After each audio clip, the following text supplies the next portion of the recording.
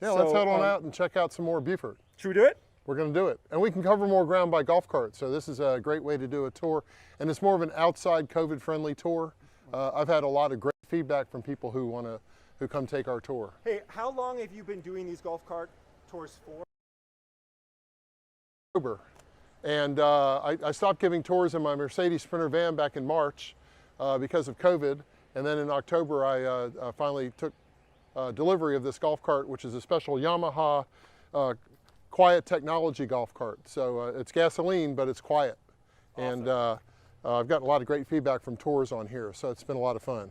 And you don't mind if I sit back one seat behind you? Yeah, have a seat. Let's go. All right, we'll go check out some of Beaufort.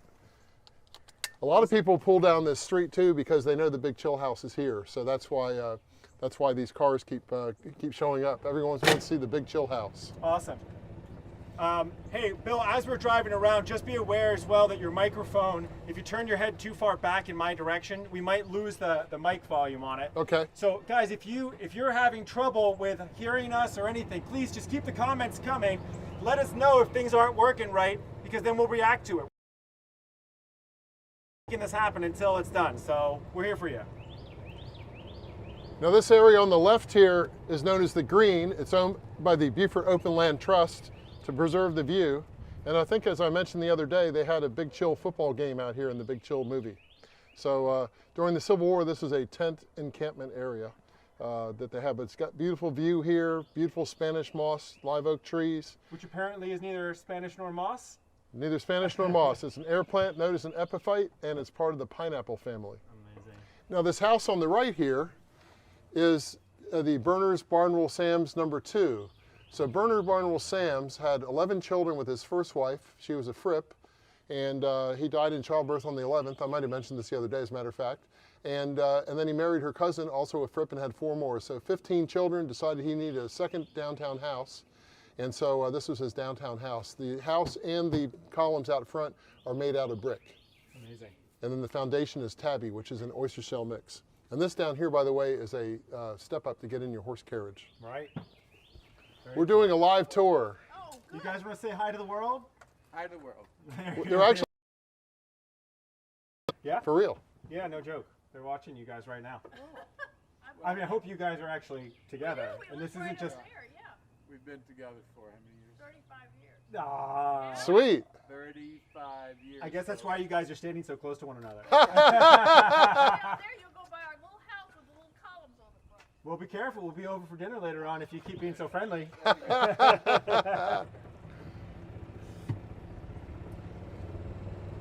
So this is the beautiful house, has a beautiful garden here. And I met the owner about 2 months ago, and she gave me a tour around the grounds. Just beautiful. You'll see a lot of the lanterns here,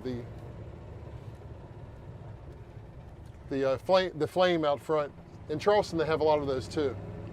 Nature is just has joined us and asking where Beaufort in an area of town called the Point, and this area here is has some of the most expensive homes, some of the most beautiful antebellum homes. As I mentioned on the walking tour, antebellum with a capital A means before the Civil War in American history and American architecture. And so these are some beautiful homes here. On the left here, this is the John Archibald Johnson House. And this was built in 1850. In 1973, the house had a large chimney on the back side of the house that pulled away from the house and took the back half of the house with it. And so the house was actually condemned by the city of Beaufort, purchased by the Beaufort Historic Foundation, and then put back together once they sold it to somebody who had enough money to rebuild the house. Otherwise, this house was scheduled for the bulldozer. Hey, no pressure, Jim. Sorry, no pressure, Bill. But Jim Gresham just joined us. Oh, He's great! watching us from Charleston right Jim, now. I loved your tour, and I'm ready to come to Beaufort and take it in person. To Charleston. Charleston. I'm sorry, That's Charleston. me. I'm switching up Jim and Bill. You know, you're switching up Charleston's in 1863 for one date, and it was 1861, and I didn't catch it till I went back and watched the replay. So we're doing a live tour of downtown Beaufort. Yeah. We're going. Which way we're going? What? Oh, it's Right, facing it's us facing- right now. Our faces. So if you go in front of us that way, you won't be seen. And we won't. No, no. You want to You be? want to be in it? No. A star is born. It could happen. All right, have a good day, you guys. So this house here would have been bulldozed, which would have really been a shame. But it's a beautiful, beautiful house. Now let's Yeah, head it's on. gorgeous. We're actually gonna head on down the street, so we may film them anyway. Well, not on purpose. Again, if you look in the backyard here, like the other day, that's and so they're actually. We have all kinds of citrus in Beaufort. If you look at a thermal map of the southeast United States, Beaufort and St. Helena are as far north as you can go and still reliably grow citrus.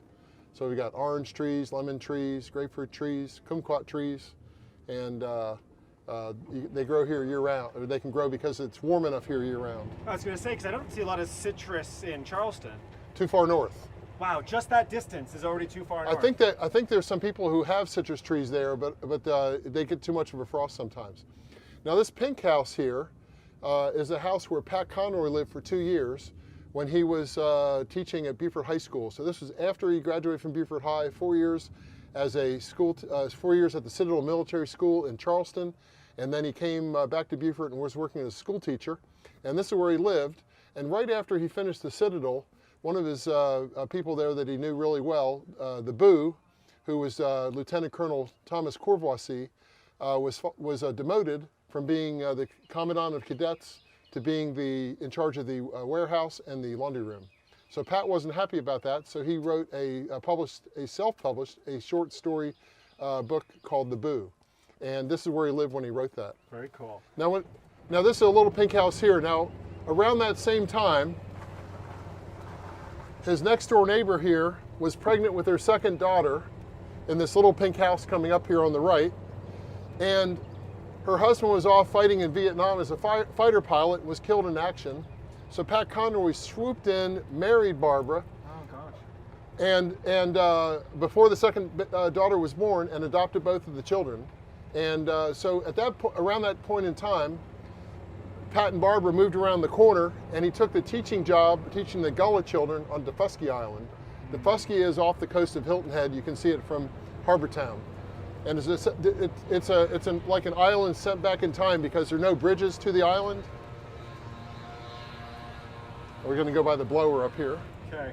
Hey, real quick, just want to say, T, always a pleasure. Thank you. I owe you some responses. I'm going to come back to you soon.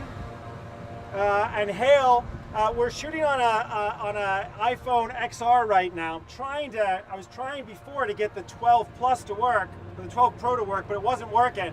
So we had to switch back over to this one instead. And the gimbal is a DJI 3 Osmo 3 gimbal. Mm-hmm. Link to it on Amazon. Yeah, I'll send a link to you on Amazon later on. Yeah, that'll be great. Yeah. That'll be great. Now this house here is where Pat Conroy and Barbara moved to, and where he lived when he wrote his first major novel, The Water is Wide. And that was made into the 1974 movie Conrack, with John Voight as the Pat Conroy school teacher teaching the Gullah children on Defusky. And the other day, about 3 weeks ago, my granddaughter and I came by the house here, and this tree in the front yard had grapefruit on it up until yesterday, and the owner must have cut them all down. But he gave us one of the grapefruit off the tree, and the next morning for breakfast, my granddaughter and I had grapefruit juice from Pat Conroy's grapefruit tree. Oh, that's And I saved the seeds, so I'm going to plant them and try to get some grapefruit trees in my yard too. awesome. So again, we have lots of citrus here in Beaufort.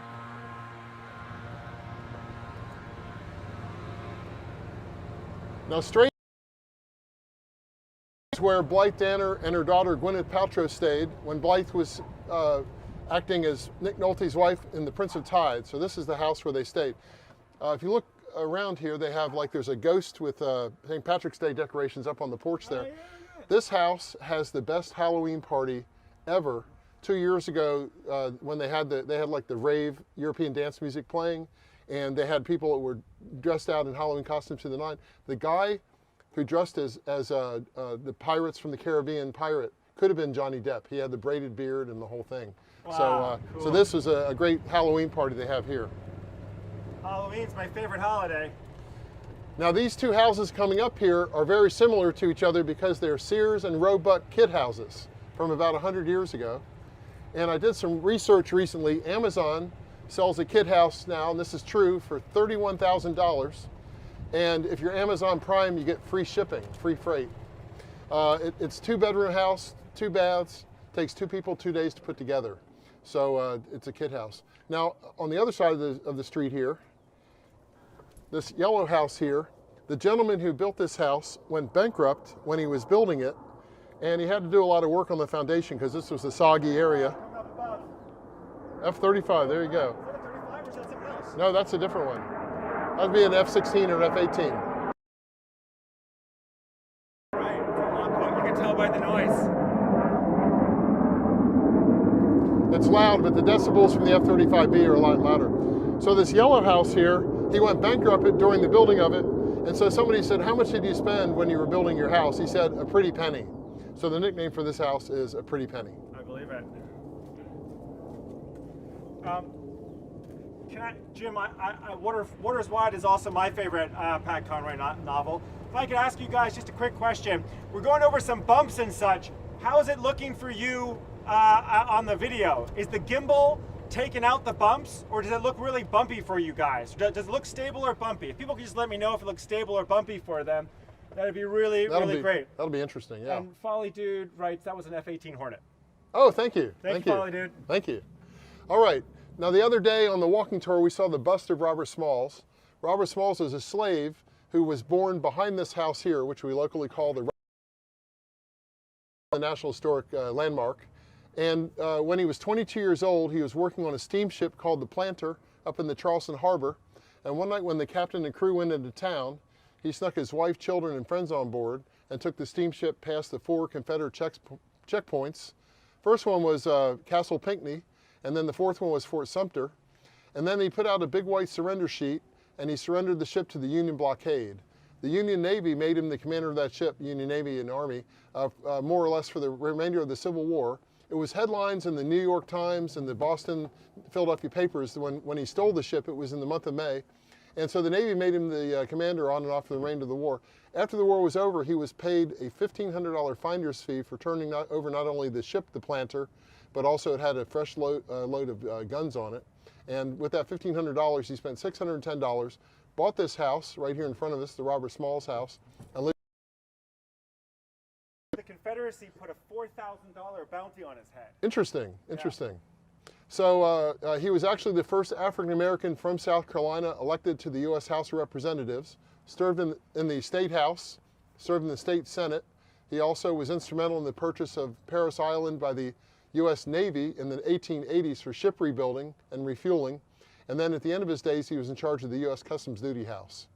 Now there's also another story about Robert, that after he purchased this house, the wife of his former slave owner, Mrs. McKee or Mackey, came and knocked on the door one day, and she said, I live here. And he had bought the house legally, and so it was as legal as his house. But he was such a nice guy, he allowed her to live here for the rest of her life. And she, in her mind, she thought that the Civil War was still, slavery was still going on. And so she would refuse to eat at the same meal times as the family. They had, and also then the Smalls family ate separately from her, but she had some form of dementia. Mm. So she lived here as well until the rest of her days. But this house sold 2 years ago for $1.5 million. So if you want to calculate inflation from the late 1860s until now, that would be the way to do it. I'm with Jim writes, he votes that Denzel Washington stars as Robert Smalls in the movie. 30 years ago, they were talking about doing that. And they actually never put the Robert Smalls movie together. There have been some documentaries. There should be, because his story is so fascinating. It really is. And you know, there's something I read was that actually it wasn't just that they put him in charge of the it wasn't just that they put him in charge of the ship and captained it. In fact, at first he wasn't the captain of that ship that he taken. It was a white officer who battle. That white officer was so terrified about the battle that was going on, he hid in the coal bin in the steamship. Uh-huh. And then they were like, all right. And then Robert took over the ship at like 23. Right. And he was like, well, if no one else is going to captain this, I'm going to captain this and save our lives. And he did. And then they were like, all right, we're going to make you the captain of the ship. And Yep. then he was, you know. So Yeah. really, he it's was such a cool captain movie. on and off. It would be a great movie, absolutely. Now, there are two great books to read about this. One of them is called Trouble the Water by my friend Rebecca Dwight Bruff, Becky.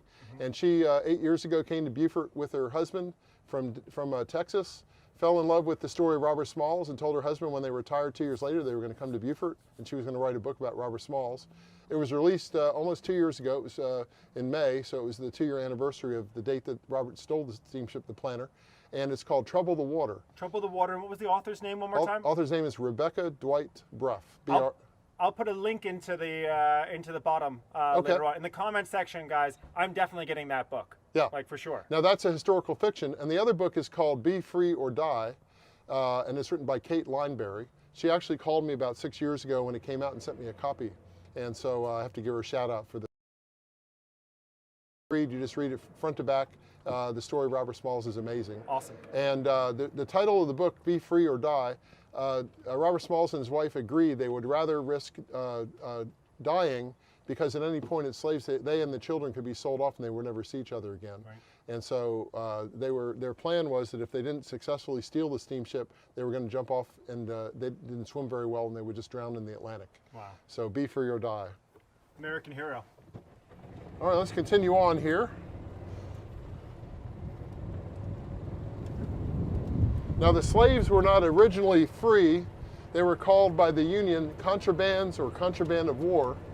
And then it wasn't until 1863 we had an early reading of the Emancipation Proclamation here, and that freed all the slaves in the southern rebellious states. Slavery was still legal in the North at that point. Very political movement at that time. And so on the left here, this church was, congregation was started in 1863 by the newly freed slaves. It's the first African Baptist church, and it's beautiful. You know, it actually reminds me of the church where Forrest Gump sang in the choir in the movie, but it's not. That was a movie filmed outside of town here. But it is a beautiful church, and it is, to this day, an African-American congregation. Let's see. Now, you know what? I think we're going to do a walkthrough into the chocolate tree. Does a little chocolate sound good? Yeah, it does. Let's do that. So, Tom Hanks was sitting on his park bench in Savannah eating his box of Russell Stover chocolate, and the director noticed it was taking him too long to chew his chocolate and say his lines. And so he decided, the director worked with the owner of the chocolate tree here to make chocolate was hollow and fit in the slots of the chocolate box. Ah. So the chocolate in the box was from the chocolate tree. So the chocolate that Forrest Gump is eating On the park when bench. he's talking about life is like a box of chocolate. Exactly. Is this chocolate? That Tom Hanks ate a lot of chocolate here for years to come after that. So we'll just go take a quick look in here. Oh yeah. And yeah, remember to mask up. My bag's probably okay back there, right? Yeah, I'm sure it's fine. Small town. Also, when we go in the door here, you can check some of the... Is it okay for us to film in here? You want me to? Yeah, we should probably just ask them real quick. Okay. I'll hang out here for a second.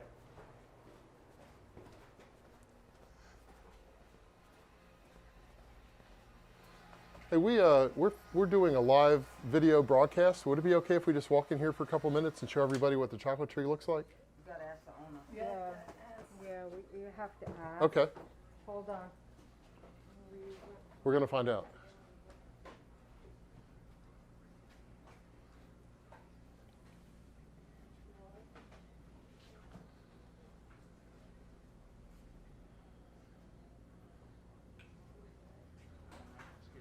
Sure. Boy, you can smell that chocolate too. Boy, does that smell good.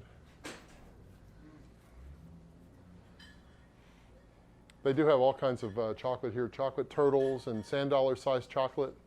If you come on a tour, you can actually come in here and get a free sample of the sand dollar sized chocolate. Hang on 1 minute, we're getting an answer. Sure does smell good though, doesn't it? They have a sign right here, have a sweet day, please come again. I like that. Will you be able to come in and not hold the door open? Sure. What's that? This is the owner. Okay. Hey, I'm Bill from Beaufort Tours. We were just doing a live video of a tour of Beaufort, and I wanted to know if we could bring the camera guy in here just to show. On the front? Yeah, just walk in Yeah, and through that's and come fine. back. Great, super. Thank you. And if anybody doesn't want to be in it, they can Okay. disappear. Pineapple cream, peanut butter cups. These have a little bit of liqueur in them. And you can just really smell the chocolate here. It's so intense. it The is. smell of chocolate It is. through my mask. Exactly, exactly. Oh, man. So this makes a great gift as well. Come in here. Now, if I bring my daughter in here, she loads up on chocolate. It's an expensive, expensive trip. Well, But the chocolate. definitely.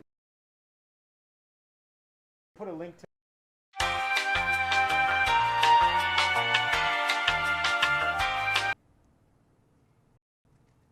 All right, We're back. again. We're back. Yeah, All right. sorry about that, guys. You know what? We were just talking about it, Bill and myself, and we realized that we shouldn't have gone in. I mean, we should always test going into a shop Right. before we live stream there. If there's signal. Yeah, Yep. because the walls in that building turned out to be just a little too thick, and that's why we lost you guys. I think that we're just gonna hang out here just for 1 second until I get hey, what's up from anybody who's reconnected in either Facebook or YouTube, and then this is gonna end up making 2 different video files because we're starting a brand new. We're gonna end up. It just means that this video itself is gonna probably take 24 to 48 hours.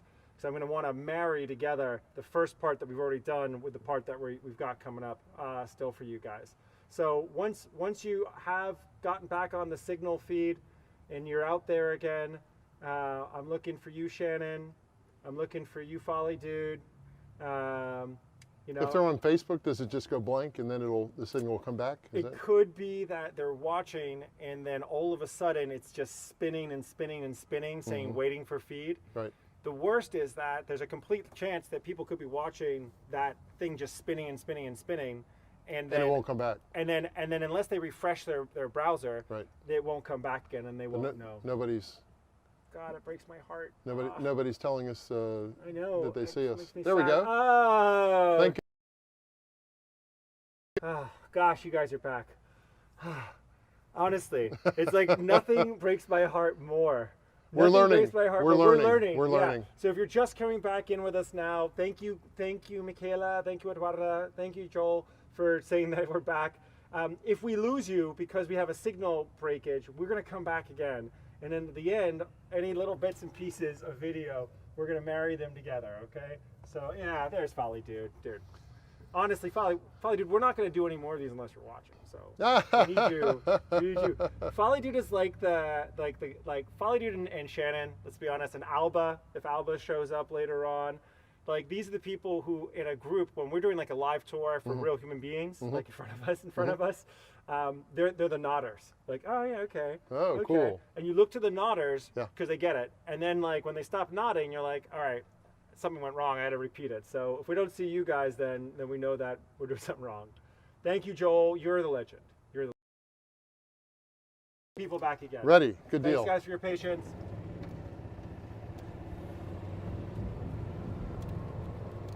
We're going to film this house right here. We're going to turn that way.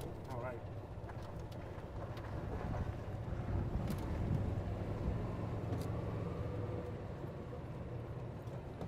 Now, when Barbra Streisand came to town, she rented this house here on a long-term basis, and she signed a contract and immediately then put up an 8-foot-tall black extension fence all the way around the house. And it's got a nice swimming pool in the backyard. So all the locals are wondering, what the heck is going on here? And so then she got the phone number for the Brigadier General at the Marine Corps Air Station. You've heard the jets flying over here, I think. She called me and said, sir, I'm in town filming a movie. These jets flying over all the time are awfully noisy. What can you do about it?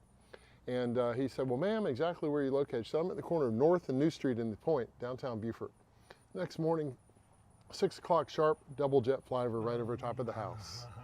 So to this day, there's a sign out at the Marine Corps Air Station on the right side. It says,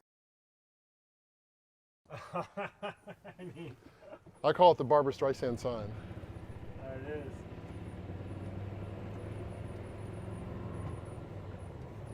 This house on the right here was finished in 1776, and so the owners like to put out lots and lots of American flags every year for the 4th of July, Wow, because it's the year of our independence. And so you'll see that's just a few of the flags left from last 4th of July.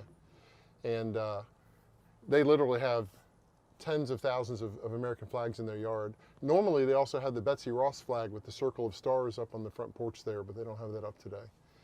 But finished in 1776. gosh, we're having a much nicer day today with the weather, huh? Than our last tour. No rain today. That was quite a lot of rain.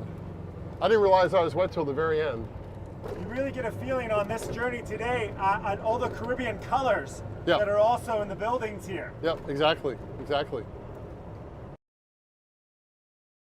We walked down this street, Croven Street, the other day, and this is our little Victorian row of houses, built between the late 1860s. Well, Post me on YouTube! Post me on YouTube! You're on YouTube right now. Everybody wants to be an influencer. Look at that. So this is our little Victorian row of houses.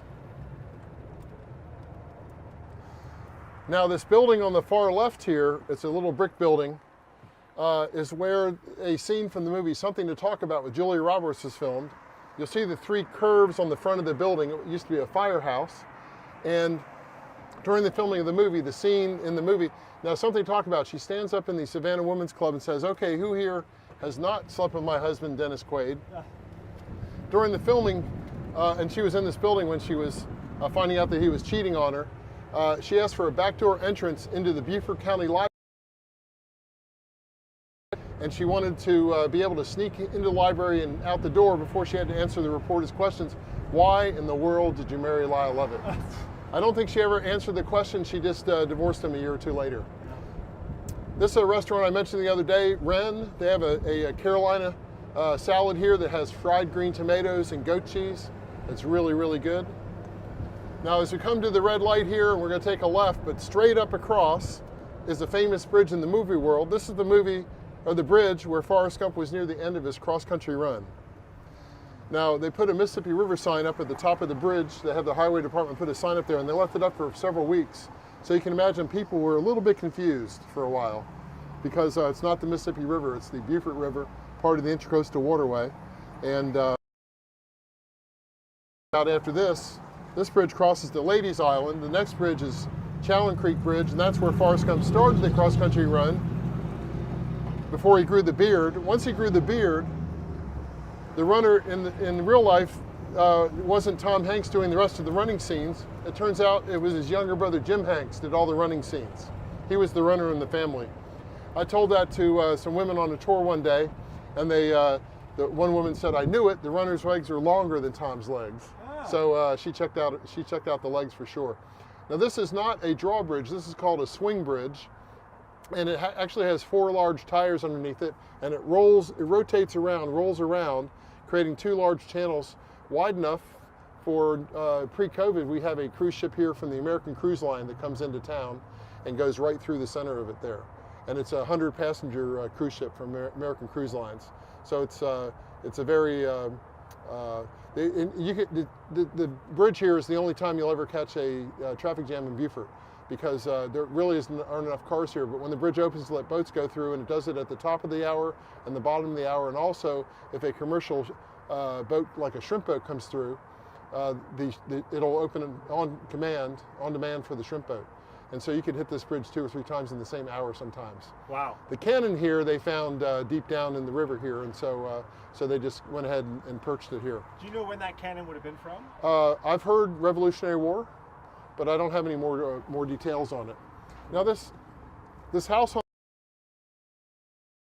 from the movie Prince of Tides. This is the Louis Reeve Sam's house, and built in 1852. And in the movie The Prince of Tides, this house was the house of Nick Nolte's mother. At this point in the movie, he'd already been to New York to check on his sister Savannah. The book was written by Pat Conroy, and Savannah character was very autobiographical about Pat's older sister Carol. And so Nick Nolte had been to New York, had his check on his sister Savannah, and then he had his fling with Lowenstein, played by Barbra Streisand. And then when he was coming back to Charleston, in the book and the movie, this house here, the Louis Reeve Sam's house, was supposed to be in Charleston, And so he's coming here to give his mother an update on how Savannah was doing up in New York. Louis Reeve Sams and his brother Berners Barnwell Sams, B.B. Sams had the big house, the brick house with the pillars that we saw earlier in the tour. They owned all of Dawtaw Island, which is about a 10-minute ride from here out on St. Helena Island. And out there, they had indigo, cotton, that kind of thing, but they also had 37 acres of orange groves with orange trees imported from France.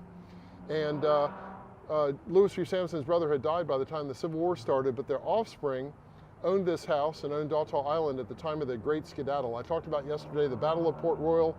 The Union came in, took over the Beaufort area November 7th, 1861.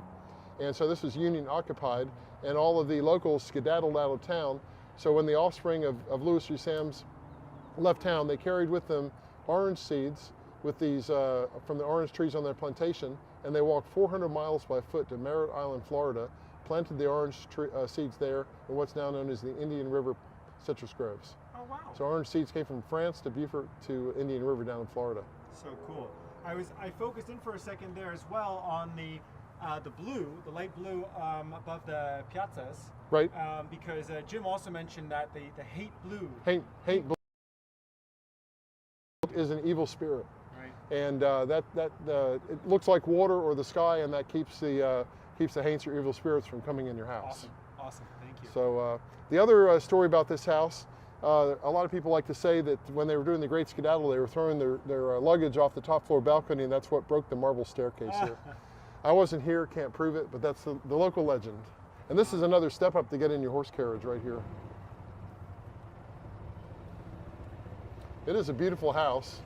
Another interesting thing about it, in the dining room on the right side of the first floor, when they were renovating it about 12 years ago, the owner noticed that there was a white medallion above the chandelier, and he had the painter take it down, paint remover to take all the white paint off, and underneath there were the carved impressions of the 18 fruits and vegetables that they grew out on their plantation. And so now right here is some cotton the owners like to plant every year, and behind there's a green thing on a stick. And by law in South Carolina, you have to have one of those to keep the boll weevil away. Now the boll weevil wiped out the cotton crop here in the South back in 1918. It was a bug that came up from Mexico. And so by law on the books in South Carolina, you've got the white top on it. So this is literally the cotton that... I'm not sure that it's just a variety of cotton. Amazing. I'll have to find out for future reference exactly what kind of cotton that is. And also the trees behind here are orange trees. They should be growing some oranges sometime in the next few months, usually in the spring. Awesome.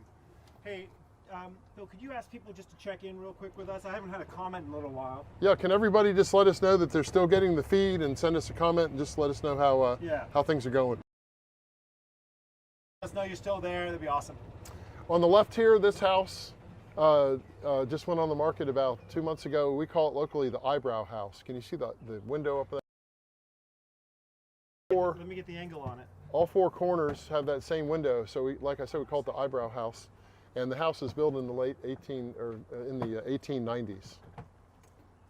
It's a beautiful house, and it's not antebellum. It was built after the Civil War, so technically it would be Victorian, but it's more of the antebellum building style. All right, cool. You got a picture of that? And they also have the Haint blue or the Sky Carolina blue up on the porches there. Yeah. The blue and the eyebrow. The Eyebrow house. And Michaela, Folly Dude, and Rebecca all reached out to say they're watching. Awesome, awesome. And now this house next, Upworth House, 1720. This is the oldest house in town. Really? A lot of people like to say that see if I can get it turned here, that the slots underneath on the foundation here were gun slots. Not that's true is up for question. That's what a lot of people like to say here. Over here you have the Betsy Ross flag. Around. coming around. I'm spinning, I'm spinning, I'm spinning. Yep, there it is. Port Republic Street. It's got some beautiful houses all up and down, but my favorite in-town garden house here in Beaufort is coming up on the right. It's the George Moss Stoney house, built in 1838. It has a beautiful fountain, beautiful trees. It's got a live oak over to the right. It's got a beautiful oak tree, live oak to the back there. And it's even got a couple elephants back there and a pineapple back in the garden. For me, it has kind of a Midnight in the Garden of Good and Evil feel to it. And Savannah's only an hour away from here. Now in real life, Jim Williams, who was played in the movie by Kevin Spacey, came to Beaufort at the request of the Beaufort Women's Club because there was a house that was scheduled to be bulldozed. And so he moved the house 3 blocks to a different location. I'll take you by there and show you the house that he put together. He also bought Tom B Plantation, named after Thomas B. Chaplin, out on St. Helena, one of the 55 plantations in the St. Helena district. And he renovated it. When you walk in the front door of the Tom B Plantation house, there's a round table there with a picture of the real life Jim Williams on there that looks spitting image of Kevin Spacey in the movie. Wow. But again, this is the George Moss Stoney house, 1838. Got beautiful Spanish moss, and right here on Port Republic Street. And just when you get the vibe for Midnight in the Garden of Good and Evil, I was driving around the corner here one day and took a look in this garden to the right here, and there's a statue of the Bird Girl. She was very famous. That's a the original Bird Girl was in the Bonaventure, and so many people were touching it that it was starting to crumble, and so they moved it inside the Telfair Museum. So you can still go see it at the Telfair Museum in Savannah. But Well, here is known as 3 to 4 feet of water around in the moat. What their house was going to be. Very, very lots of water here and nowhere for it to go very quickly. Now up here on the right, this is the castle. If you watch the house, and he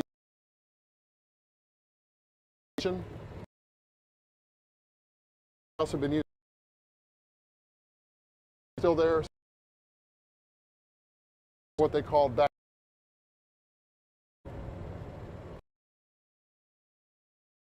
Federal and East Street here, circa 1815, the Dr.Joseph Hazel house, one of the hospitals, and this is where the Massachusetts 54th soldiers would be brought from, and they fought up on Folly Beach and other places here around the South. And so this house was newly renovated about 2 years ago, and so it's in really great shape now. But it is a very beautiful house, and again, it was a hospital for the Massachusetts 54th. Morton Jensen, hello back, and Hale, glad you made it back, Hale Horseman. Good, good. Glad to have everybody back, we hope.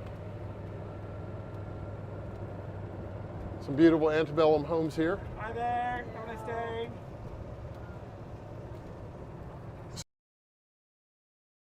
That was scheduled for the bulldozer, and they had a box. It was Jim Williams of Midnight in the Garden of Good and Evil fame, and this is the house on the right here that he moved. It's a very large structure, moved it back in the early 1970s, and if not, it had been bulldozed. So we thank Jim Williams for keeping this house with us. I really like the fence. It's just a very interesting design on the fence there. I don't think I'd try crossing it going over the top there. You might get stabbed or something. Yeah. I noticed that most of the fences are wooden fences. A lot of them are wooden fences.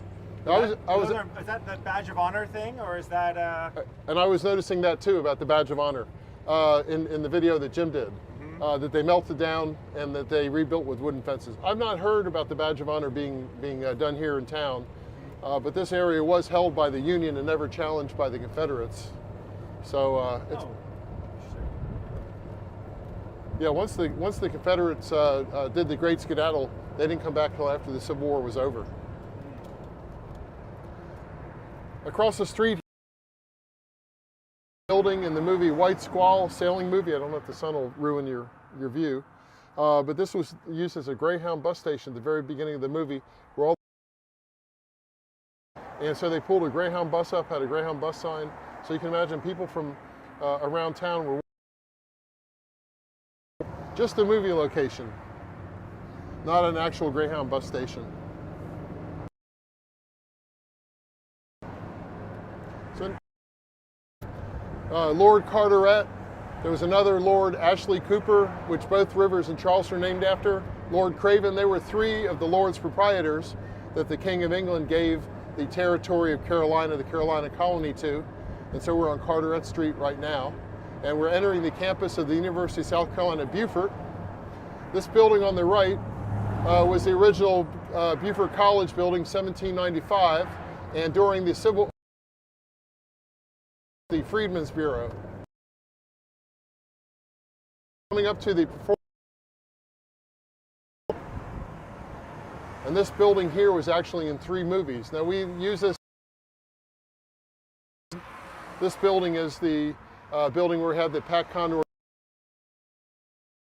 in November, and also in February we usually have the Beaufort International Film Festival here.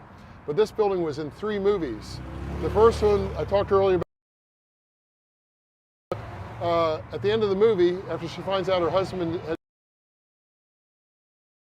she gets advice from her grandmother to poison her husband, Dennis Quaid, not enough to kill him, but enough to make him pay, and that he would never cheat on her again. And also she wants to have a career, so she comes here to this building, was made into the School of Veterinary Medicine at the very end of the movie, so she comes here to get a vet degree and become a vet. The most popular movie, most famous movie filmed here, this in Forrest Gump, this is the Gump Medical Center in Bayou La Batre, Alabama. And they pull up some ambulances here, nurses and doctors in white uniforms, had a ribbon cutting, and so it was the Gump Medical Center. When I said that one day, Bayou La Batre, I had this mother and daughter on the tour, and they started laughing hysterically. I said, "What is so funny?" They said, "We're from Bayou La Batre, Alabama, but until this moment, we didn't know where the Gump Medical Center was." So here they were. Now the most recent movie filmed here a couple years ago was called Stars Fell on Alabama, and it was filmed by my friend director V.W. Shake, and he comes every year to the Beaufort Film Festival and wanted to film a movie badly here in town, so he made Beaufort look like Alabama, and it just got picked up by the Goldwyn, I think it was Samuel Goldwyn's company, and released on Amazon back on January the 8th. And so you can go watch the movie, and there are lots of Beaufort locations in the movie that you can see in that movie. So it's a really neat thing to go back and watch the movie. For instance, down on Bay Street here and all over town, there are movie locations. But the most famous, this building was the Gump Medical Center, Forrest Gump. Did anyone give any feedback on how the going over the bumps in the golf cart? But it was really smooth, smooth as silk. Cell phone.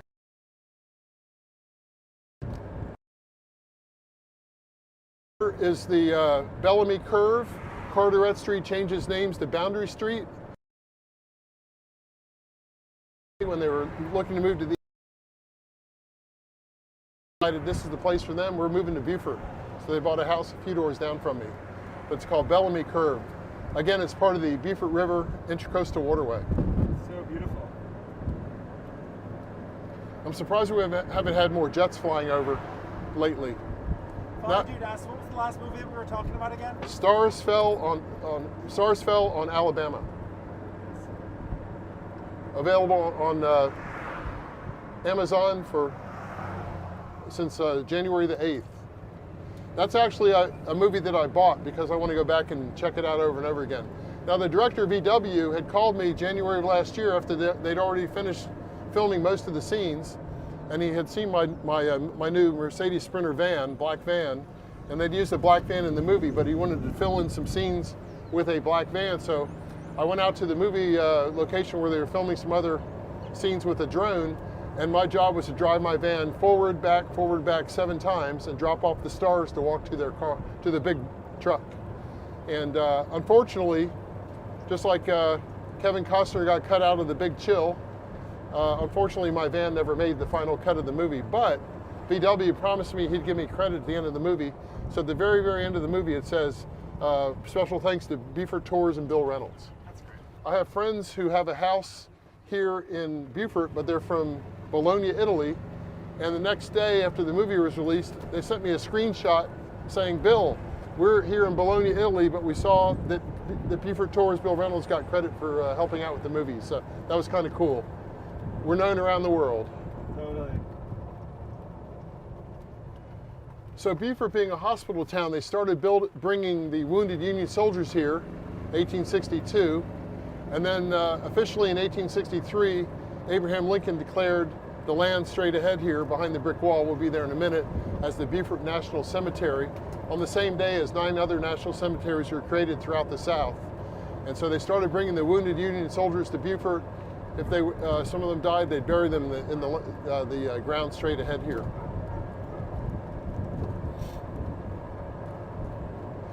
Now about 80% of Forrest Gump was filmed in and around Beaufort. The shrimp boat scenes where he jumps off and sees Lieutenant Dan was filmed over on the bridge at Lucy Creek when you're heading over to Coosaw Island, and Lieutenant Dan was on the dock there.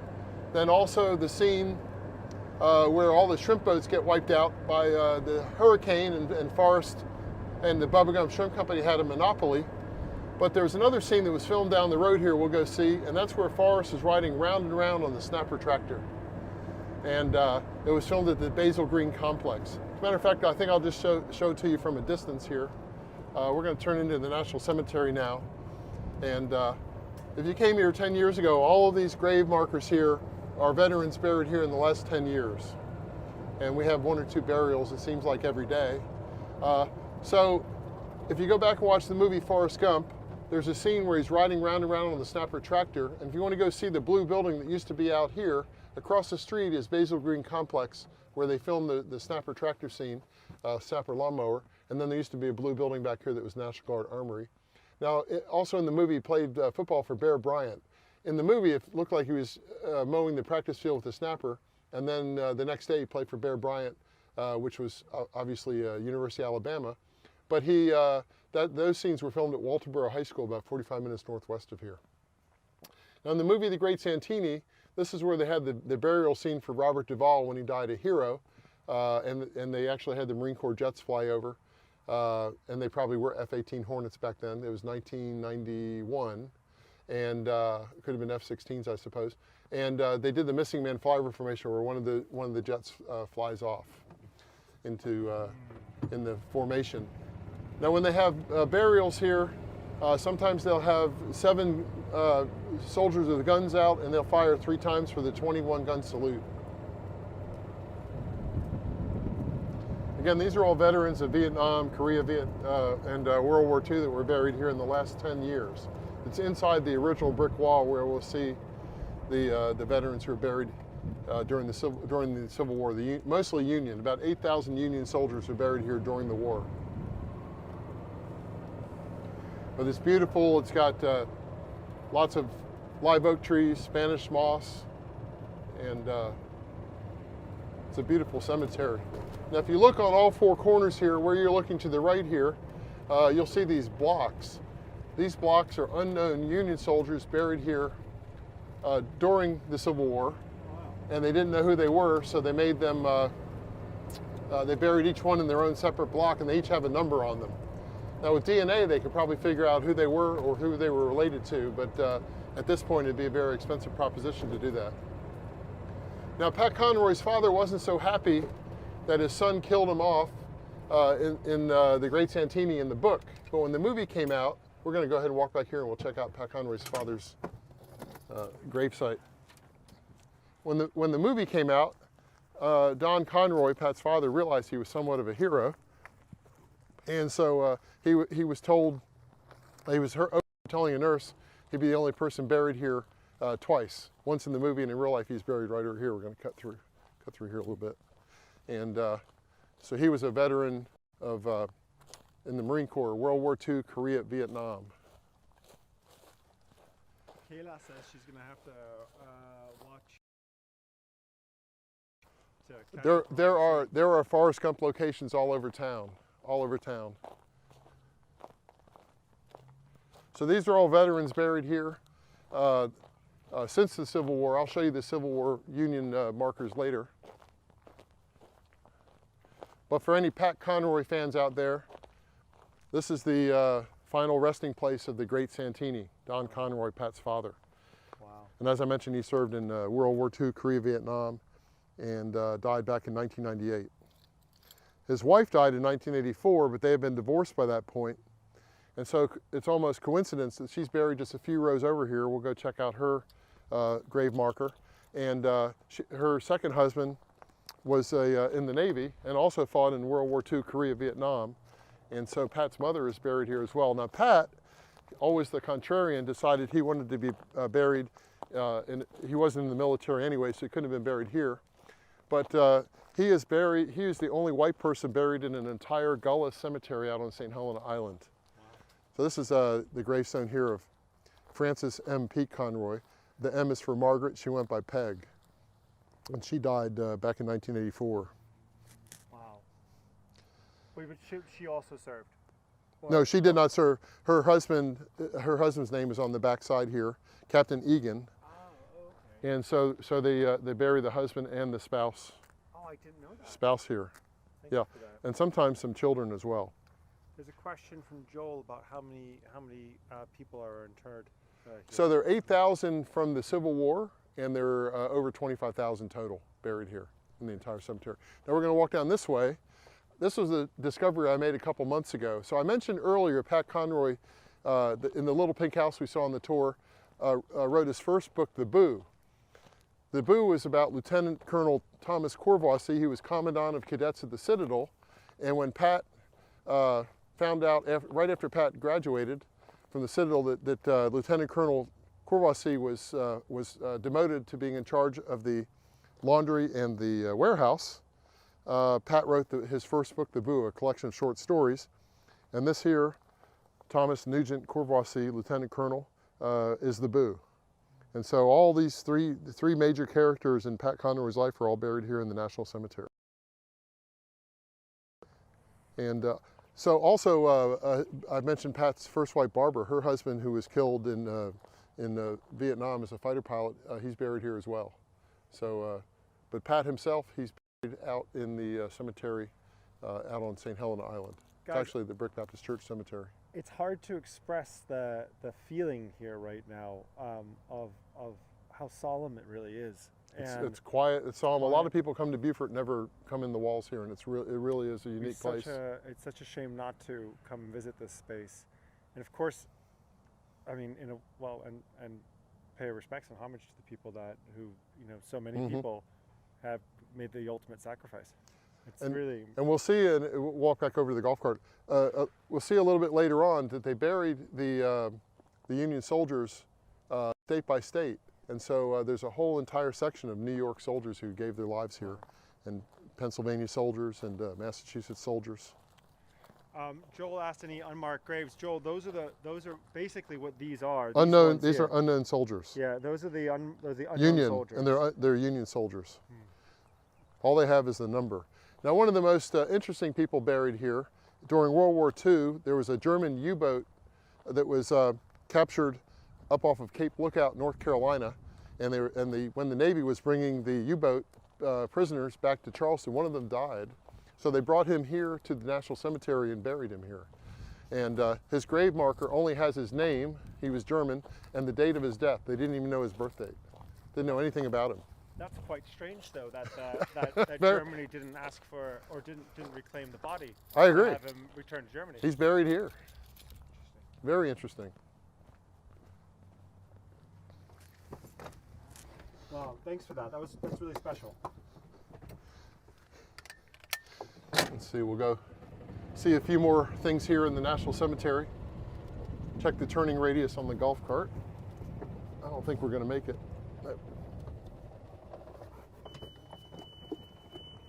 I really do enjoy giving tours in the golf cart, though, because you're still outside, but you can cover a lot more ground than on the regular walking tour. And it's also low to the ground, so a lot of people who can't get into the tour van can actually get in the golf cart pretty easily. So on all four corners here, they have these blocks or the unknown Union soldiers.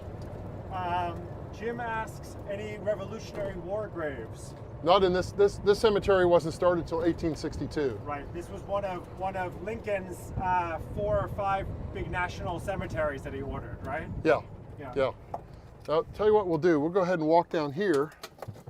This marker over here is extremely interesting. I was talking earlier about Folly Beach, and this is where they had the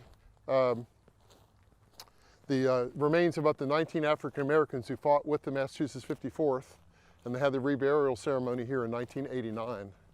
So we are talking about the group of men who were kind of immortalized in the movie Glory. Glory, exactly, Okay. exactly. And so yeah, Memorial Day, 1989, Governor of Massachusetts Dukakis and descendants of the African American Civil War volunteers of the 54th and 55th and the 5th Cavalry Regiment of Massachusetts, accompanied by distinguished citizens of the Commonwealth, came this day to Beaufort National Veterans Cemetery to honor the members of the Black 55th Massachusetts Regiment of Volunteer Infantry whose remains were found on Folly Beach, South Carolina in 1987 and reinterred this day with full military honors befitting American soldiers. How cool is that?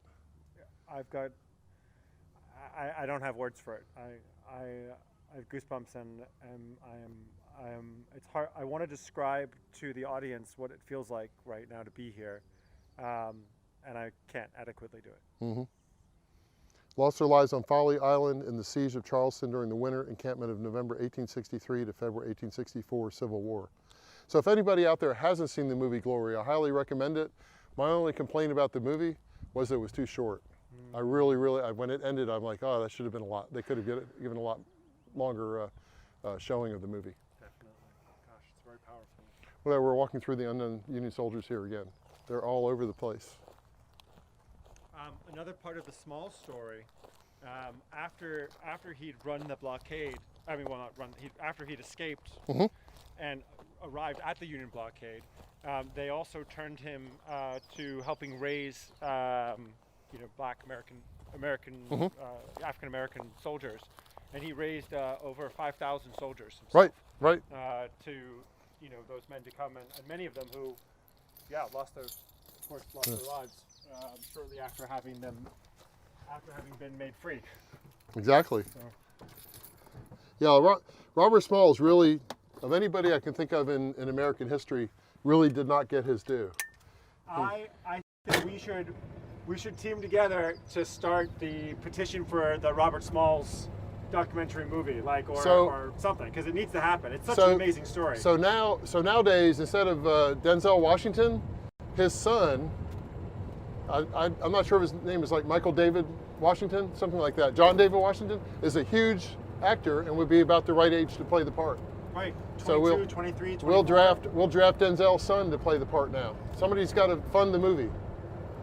Folly Dude says the remains of those men were found about a mile from where he lives. Oh, wow. Right now. So When I read about that, it was basically they were building or digging a foundation for a commercial building or something. It wasn't anything that they ever, they didn't think they would find. So that's pretty cool. Now, after the Civil War was over here on the left, this is where they buried some of the Confederate veterans after the war. So none of these Confederates were buried here during the war. And you'll see some of the grave markers will say Confederate Soldier or CSA for Confederate States of America. And even on Memorial Day here, they all get American flags. And back in December, we had wreaths across America, and all of the markers here get wreaths too. So it's a pretty interesting place. Now the gravestones of the Confederates, a lot of them are pointed, and the local story goes that whoever ordered them pointed so that they would be uncomfortable to sit upon, so that the Union veterans couldn't sit on them in a show of disrespect. Whether or not that's true, I've had somebody on a tour who said they went to an all-Confederate cemetery and all the markers were pointed like that. So that might have just been the style. All right, we're going to go around the corner here and we're going to see we'll see the New York section and the Ohio section of the Union soldiers who were buried here during the Civil War. Quite a few, as a matter of fact. I mean, you've got 8,000 Union soldiers buried here. The taller gravestones are more recent, and then it's the sections like this one here on the right, and if you look on these stones here, you can see that they say New York, NY, at the bottom. So this entire section out here is all New York.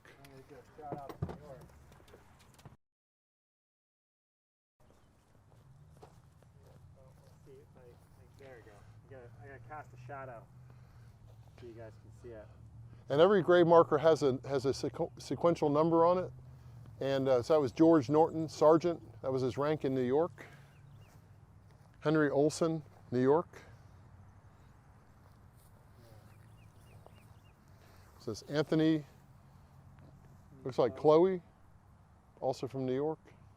Yeah. This whole section around here, more than 100 New Yorkers were buried here after dying in the battle. But look at these, the trees. They have cedar trees here as well as the live oak trees. Beautiful Spanish moss. And it just thrives on the trees. It has a very symbiotic relationship with the live oak trees here. I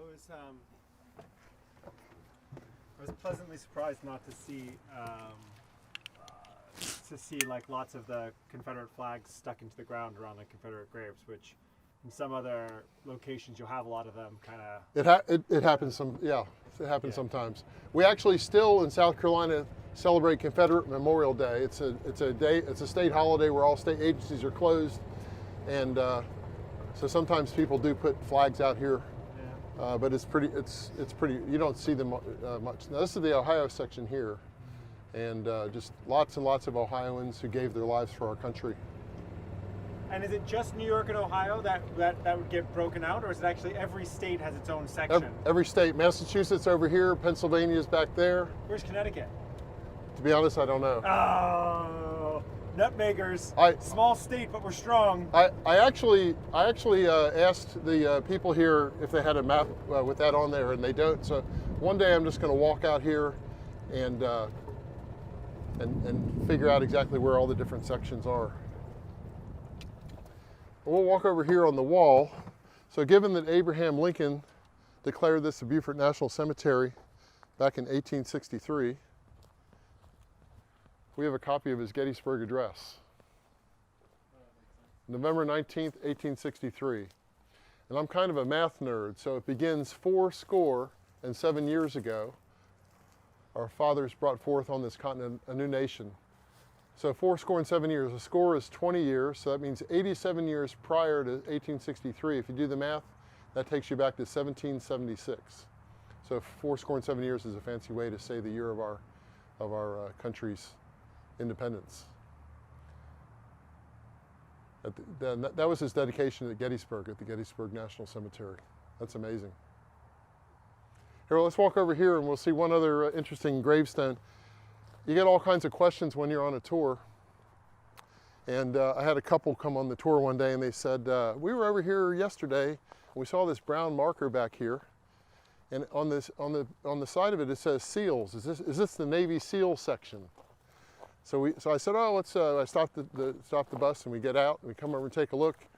It turns out that it's Mr. and Mrs. SEALs are buried here, and he was a helicopter pilot in the Vietnam War. So not the Navy SEAL section, just the SEALs family is buried here. But come around the other side and it says SEAL. So all they saw, they were thinking this was the Navy SEAL section.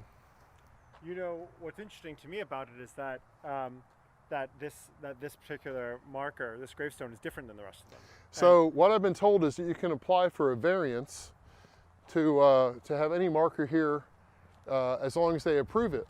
And so obviously that one was approved. There are a couple others over here that are kind of interesting because they are bigger and bolder than any other markers here in the cemetery. And they've got the Marine Corps symbol on them. So the gentlemen that are buried here actually got approval to have these large markers that stand out bigger than any of the rest in the entire cemetery.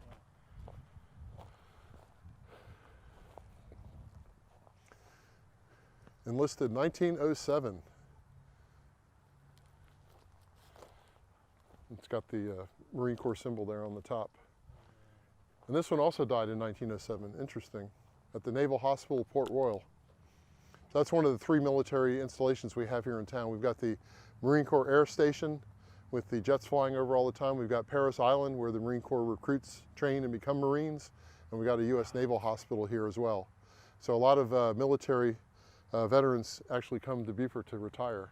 I always think of Marines as Camp Pendleton, but of course they train here. They train here. Yeah. They train here. And actually Parris Island is the only training spot for women. Out in California, it's training only for men, and then here it's they have the men and the women train here.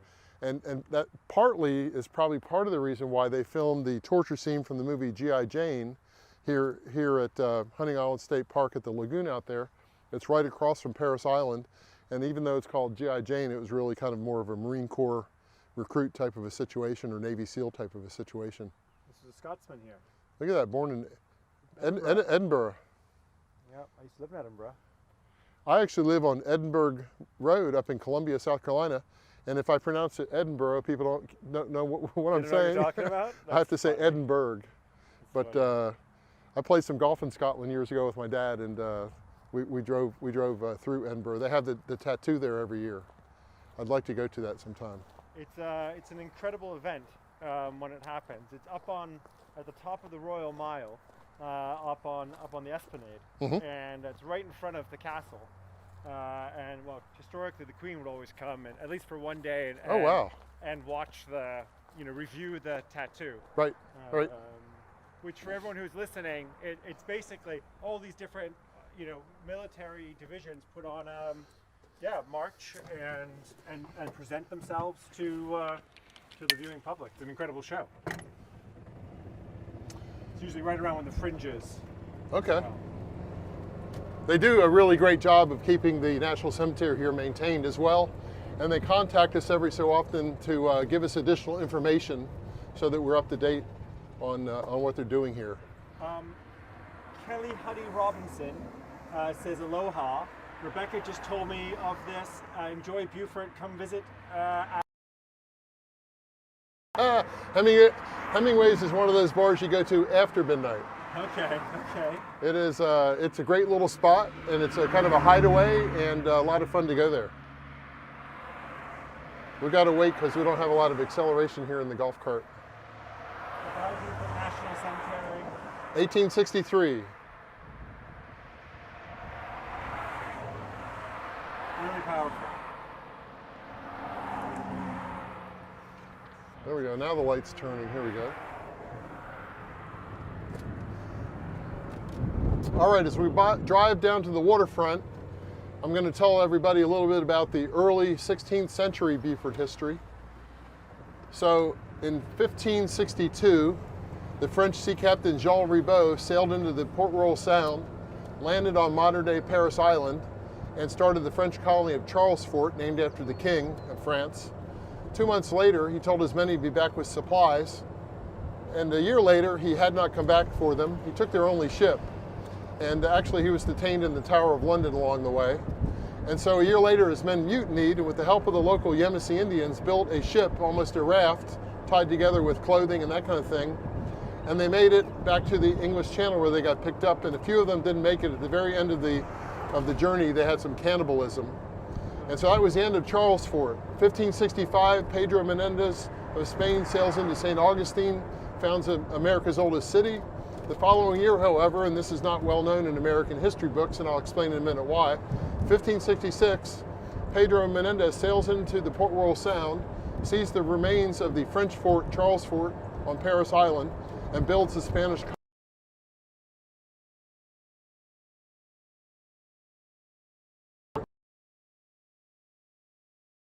1 year, Santa Elena was the original capital of the Spanish colony of La Florida, was right here in Beaufort. Now, 20 years later after the founding, Sir Francis Drake of England sailed into St. Augustine, burned the city to the ground. That was known as Drake's Raid. And the following year was the last year of Santa Elena. By the way, on the left here is the new location of Pat Conroy's Literary Center. For any of you Pat Conroy fans, this is reopening in the new location on March 11th. So back to Santa Elena. So during the 21 years that it was the capital, Pedro Menendez, governor, had his family there, and over 400 people lived there. He even sent an overland expedition to find an overland route to Mexico, led by a Spaniard named Juan Pardo. And Juan Pardo went up to Morganton, North Carolina, started a fort there, which actually they're doing some excavation on right now. And then he made all the way to Knoxville, Tennessee before he turned around. The Indian resistance, as well as the fact that he didn't feel like he was getting any closer to Mexico. That was the end of Juan Pardo. Now here we are on back on the high bluff where we started the walking tour the other day. And this is in the Big Chill. This is where the funeral procession went down the street just like we did. And then out at the bridge out there, the Prince of Tides final scene with Nick Nolte was filmed there, as well as the funeral procession from the Big Chill. Really a beautiful place here to see all the boats out in the river. Gosh, this tree is out of control. 500 years old. God. So really beautiful part of town here, known as the High Bluff. This is where I park my vehicles for my tour company when the hurricanes are coming, because we know it'll never get flooded here. And this is the Beaufort downtown marina. This is where our tours usually leave from. And a lot of the boats here, people actually live out on the boats on a full-time basis. And the grass, again, out here is called Spartina grass. If you watch The Late Show, at the end of the Late Show, they actually and there's also a pocketbook company on Defusky Island. So this is the Beaufort downtown marina and parking lot. This was all part of a project that Henry C. Chambers, the mayor of Beaufort, put together in the 1970s. And they built all this parking here. They moved the marina further out. There had been a marina here. And then straight ahead is where they built the Waterfront Park. And it's a great park. We'll take a little walk through there. I think that'll be a good idea, just to check it out. Because really, people need to come to Beaufort and experience it. Our peak seasons are March, April, May, and September, October, when the weather is really beautiful. And the summertime, there's always a breeze here, so it's always nice in the summer as well. Doesn't get as sticky as in Charleston. I would say not. I would say that it's basically very breezy here, so it's not too bad. And I've been in Charleston where it is extremely sticky. We'll take a walk out here. I'll tell you a couple things about the Waterfront Park. How you doing? I'm fine, thank you, sir. So along here they have the history of Beaufort, different sections of Beaufort history. The statue of Thomas Hayward. I used to live on Hayward Street up in Columbia, South Carolina. And he was a soldier statesman, 1746 to 1809, signer of the Declaration of Independence. No wonder they called it Hayward Street. And we got all kinds of monuments. This is where we have the Water Festival, and we also, for about 3 years, we had the Lieutenant Dan Band weekend here. And we'll cut through here. So Lieutenant Dan, Gary Sinise, would come here with his band, and it would be a fundraiser, and he was awesome.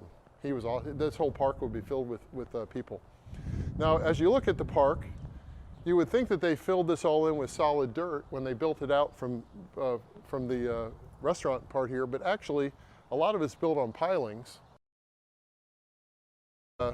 with sinkholes, because underneath here there's water. It's actually kind of a dock. And so over the last couple of years, they've had underwater divers here who have swimming underneath where we are right now, and they have to fill the pilings, and the pilings are starting to crumble. And so they have directly under our feet right now. divers would swim underneath this space. Exactly. Oh my goodness. Exactly. And they would feel around the pilings, and they would take underwater epoxy and fix the pilings because, like I said, there were sinkholes forming Oh my all around goodness. here.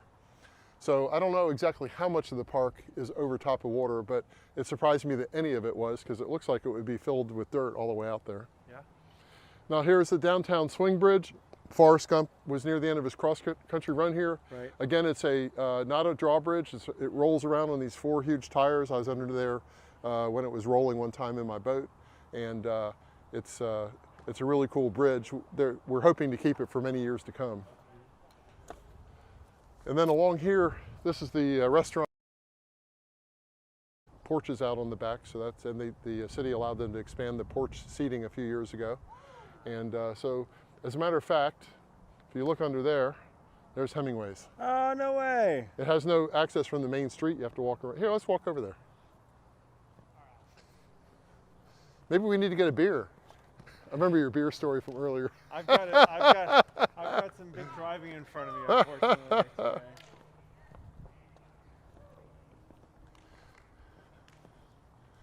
So paninis, they have panini sandwiches and a pizza oven. And then right buried over here is Hemingway's. I think maybe we'll call it a wrap once we get to Hemingway's. Okay, Is good? that sounds Or like a great plan. We can take questions, or maybe Yeah. I'll get a beer. Yeah, I mean, maybe I'll have one too.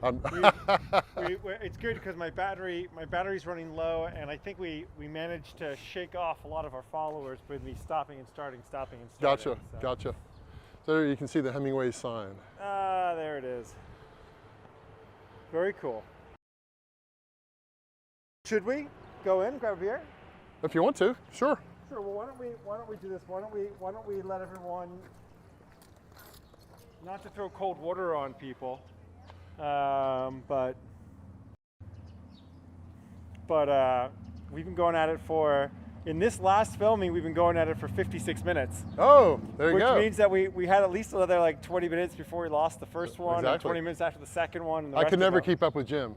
2.5 hours is incredible. Jim's such a star. You guys are both such stars. I just want to say personally, thank you so much absolutely. on this. You didn't mention the fact that you need to be donated to yet, and you need to, because guys, this doesn't come like easy. This is hard work, and everything that you donate goes to this gentleman right here. So please, Well, I'll leave please- that up to them to figure that out. Yeah, exactly. But also, you know, there's some experimentation today. Sure. We tried out something new. The golf cart experience is awesome. Like, it was really pleasurable. Really a great way to see the city. And we're on the leading edge of this new filming technology too. So, or bleeding edge, we called it in the computer business. Ain't that the truth? The bleeding edge. I'm so sorry for the misstarts and the stop and start. Shannon, will the full tour be combined into one? Yes, it will be. You just have to be patient on me for that, because I have to get my little sister in Portugal, Teresinha, to do it for me, because we have no budget. So, and she is very helpful in that, and very technical and intelligent, and an incredible freelancer for people that are looking for graphic design, especially video editing help. Put in a plug, that's awesome. Well, you know, I gotta, like, I'll put a link to her too. Anyone gets a link, everyone gets a link. We had a couple, so Shannon, yes, we're gonna put that together. Joel, thank you so much. Vielen Dank, bis zum nächsten Mal. Es wird uns immer eine Freude, hier zu sein. And Folly Dude, thank you. Christina from Walks of Charleston wrote to say that she was recently in Beaufort on Saturday. Oh, and that it was a very quaint town. It's cool. It's a great place. I really love it here. Yeah. Folly Dude. Well, guys, Folly Dude sounds like a surfer too. I'm sure he's out there on his surfboard. But he's a dog. You know he's got an awesome dog. You just know he does, you know. Hale, Holstman, very, very, very, very welcome. Shannon, I expect to see you again very soon. Guys, if you haven't already, you know, recognized it, we're going to be back again already tomorrow in Birmingham, where Ann Clemens is going to be giving us a tour, which will be. That is quite a long drive from here. Yeah. It's stuff. Exactly. Exactly. Great. Well, thank you everybody for coming along with us on the golf cart tour. It was a great experience, and I really love this live technology.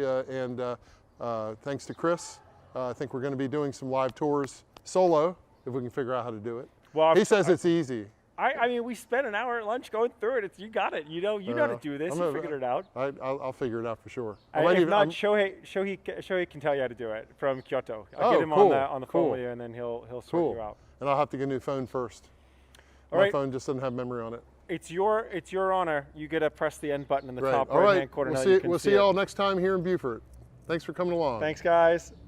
Oh, and there.